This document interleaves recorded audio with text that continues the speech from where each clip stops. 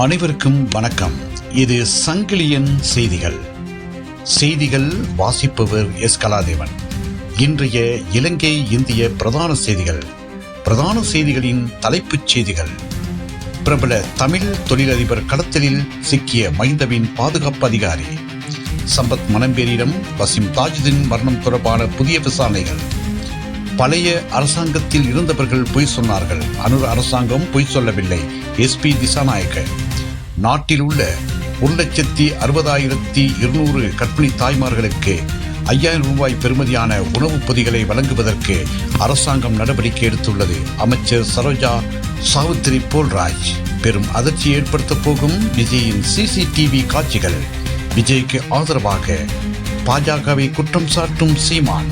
இனி விரிவான செய்திகள். சங்கிலியன் பார்வையாளர்களுக்கு வணக்கம். எமது இந்த சேனலிற்கு முதல் முறையாக வருபவர்கள் சேனலை சப்ஸ்கிரைப் செய்து உங்கள் பெயர் ஆதரவை வழங்குமாறு கேட்டுக்கொள்கின்றோம். முன்னாள் ஜனாதிபதி மஹிந்த ராஜபக்சவின் தலைமை பாதுகாப்பு அதிகாரி நெவில் வன்னியாராச்சி நேற்று முன்தினம் லஞ்ச ஒழிப்பு ஆணைக்குழுவினால் கைது செய்யப்பட்டுள்ளமையானது தற்போது பேசும் பொருளாகி உள்ளது. இதனைத் தொடர்ந்து சம்பத் மனம்பேரி தொடர்பிலும் பல தகவல்கள் வெளியாகி உள்ளன. சம்பத் மனம்பேரியை பொறுத்தவரையில் அவர் போலீஸ் பிரிவின் அதிகாரியாக செயற்பட்டுள்ளார். மஹிந்தவின் பாதுகாப்பு பிரிவின் அதிகாரியாகவும் செயற்பட்டுள்ளார். அந்த காலத்தில் அவர் கடத்தல், கொலை போன்றவற்றில் ஈடுபட்டதற்கான ஆதாரங்களும் உள்ளன.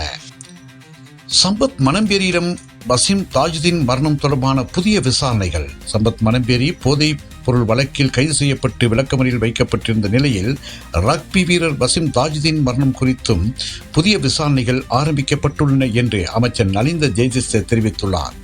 ஐஸ் என்ற போதைப் பொருள் தயாரிப்பில் பயன்படுத்தப்பட்டதாக சந்தேகிக்கப்படும் 2 ரசாயன கொள்கலன்கள் கண்டுபிடிக்கப்பட்ட வழக்கில் சம்பத் மனம்பேரி விசாரிக்கப்படுகின்றார்.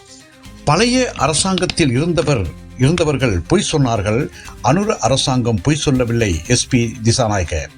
கடந்த அரசாங்கங்களில் இருந்தவர்களே மக்களிடம் பொய் சொன்னார்கள் என்றும் தற்போதைய தேசிய மக்கள் சக்தி அரசாங்கம் பொய் சொல்லவில்லை என்றும் முன்னாள் அமைச்சர் SP திசாநாயக்க தெரிவித்துள்ளார். JVP-யால் ஒருபோதும் 3/2 அதிகாரத்தை பெற முடியாது என்று முன்னாள் ஜனாதிபதி JR ஜெயவர்தன கூறியிருந்தார். ஆனால் தேசிய மக்கள் சக்தி 3/2 அதிகாரத்தை பெற்றிருக்கிறது என்றும் அவர் குறிப்பிட்டார். கடந்த கால அரசாங்கங்களின் பணவீனங்கள், மோசடிகள் காரணமாக அவர்கள் தோல்வி அடைந்தனர் என அவர் சுட்டிக்காட்டியுள்ளார். நாட்டில் உள்ள 1,60,200 கர்ப்பிணி தாய்மார்களுக்கு 5,000 ரூபாய் பெறுமதியான உணவுப் பொதிகளை வழங்குவதற்கு அரசாங்கம் நடவடிக்கை எடுத்துள்ளது என அமைச்சர் சரோஜா சாவித்ரி போல்ராஜ் தெரிவித்துள்ளார்.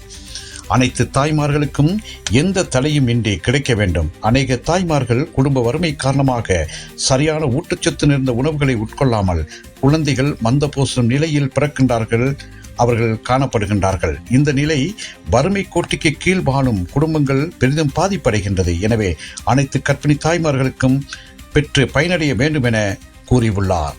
இனி இந்திய செய்திகள். பெரும் அதிர்ச்சியை ஏற்படுத்தப் போகும் விஜயின் CCTV காட்சிகள்.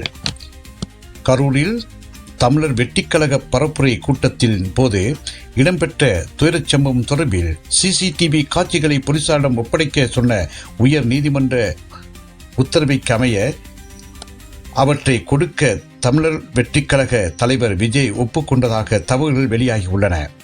கரூரில் கடந்த 27ஆம் தேதி நடைபெற்ற தமிழர் வெட்டிக்கழக தலைவர் நடிகர் விஜய் தேர்தல் பரப்புரையின் போது ஏற்பட்ட கூட்ட நெரிசலில் 41 பேர் உயிரிழந்தனர்.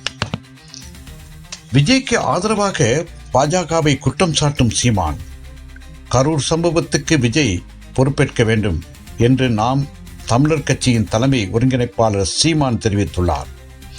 விருதுநகர் மாவட்டம் சிவகாசியில் ஊடகவியலாளரிடம் அவர் நேற்றைய தினம் இந்த கருத்தை தெரிவிக்கும் போது அவர் இவ்வாறு குறிப்பிட்டுள்ளார்.